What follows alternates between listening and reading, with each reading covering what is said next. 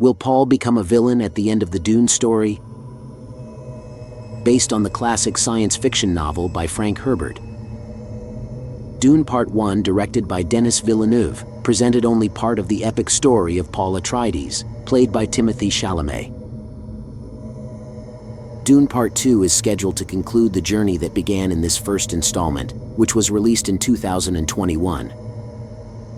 Although the second part of this film has not yet been released, director Denis Villeneuve gives us a preview of a possible Dune 3 by hinting at how it would connect to the original book, including a rather dark future for the character. But not only will we see a sequel to this universe, but a series that expands even further into the Dune mythology is also in pre-production. Want to know more? In this video, we'll be talking about everything you need to know about the second installment of Dune. And for more videos of your favorite series and movies, don't forget to subscribe to this channel. Welcome to the Oasis Geek.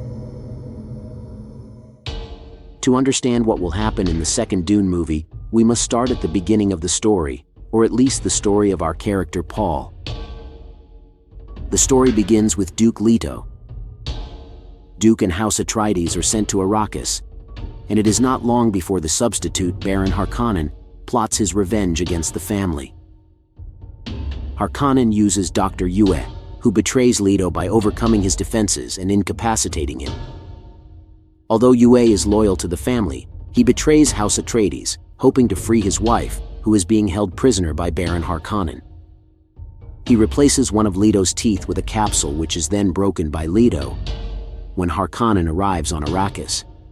The poison gas released from his mouth kills almost everyone in the room except Baron Harkonnen.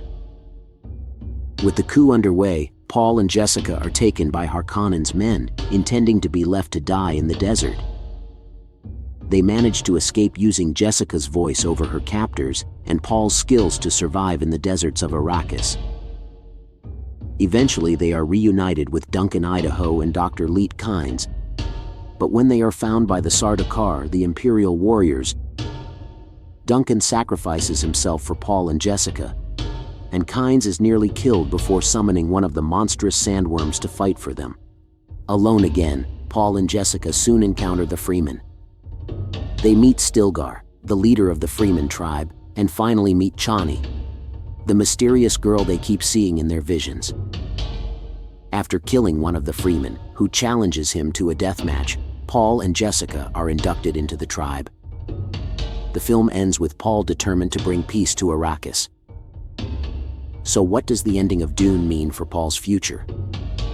For a film where the phrase "fear is the mind killer" is repeated, we are left wondering, what is Paul really afraid of?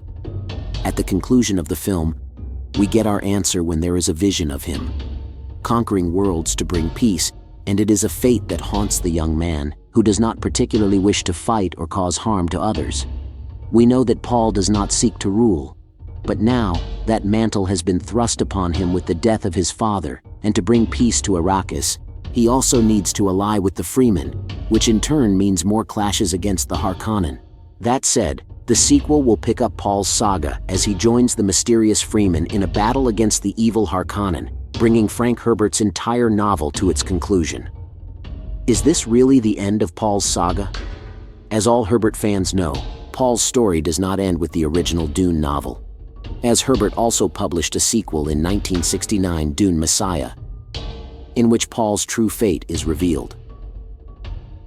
Denis Villeneuve has frequently expressed interest in making a film of Dune Messiah, which he recently claimed would confirm the significance of the entire saga.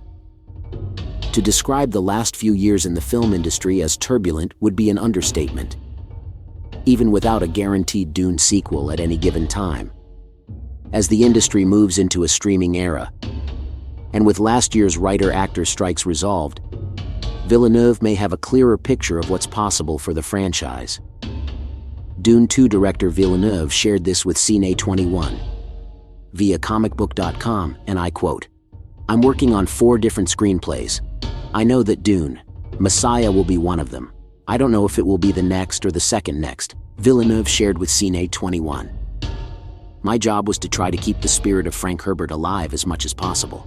The whole meaning of Dune becomes clear with Dune Messiah." But what exactly is this destiny that Villeneuve mentioned? Well, the original Dune book tells the story of Paul's rise, who is to become not only the leader of the desert-dwelling Freeman rebels, but a truly messianic figure, known as the Kwisatz Haderach, who is the fulfillment of the Bene Gesserit's centuries-old program of lineage manipulation. In the Dune mythology, Paul overthrew Emperor Shaddam IV, unleashing a war that spread the Freeman way of life throughout the known universe. If Dune Part 2 ends where the original Dune novel does, its climax will show Paul defeating his enemies, the Harkonnen and the Emperor, and assuming the mantle of Kwisatz Haderach. However, as Villeneuve hinted in Dune Part 1, Paul knows through his visions that the war he unleashes will spiral out of his control and spread terror on other worlds. Dune Messiah, continuing Paul's story, shows how this reluctant God faces the consequences of what he has caused, and things take a very dark turn. This means that Dune 2 will not be the end of the story, and that we could see at least 2 more movies. It has also been mentioned that we will see a series in this universe, which will be shown on HBO Max. Dune, the Sisterhood series, will focus on the story of the Bene Gesserit, a powerful order of women with extraordinary abilities. Set thousands of years before the events of Dune, it will explore how the Bene Gesserit became a crucial influence in the Dune universe. This prequel offers a unique opportunity to delve into the mysteries and complex politics of this universe, showing the origins and development of one of its most enigmatic and powerful elements. And the reality is that the Dune universe has a lot of potential to expand beyond just the movies. But it is extremely interesting to see what will be this transformation that the character will suffer, because for some he is a hero, and for others he is a villain. And perhaps this is the end that we all want to see, one that shows the fall of a messiah who must conquer the universe. Unlike other conventional films, where a single hero is the savior of the universe, the complexity of Paul Atreides' character in Dune is fascinating and unique.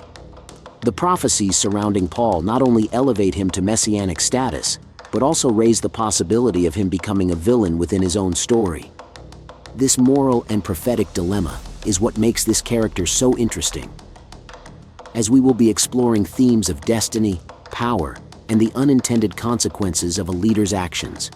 The duality of Paul as a potential hero and a possible villain. But tell me, what do you think of all this? Do you want to see more of the Dune universe? And for more videos of your favorite series and movies, don't forget to subscribe to this channel. You're on The Oasis Geek.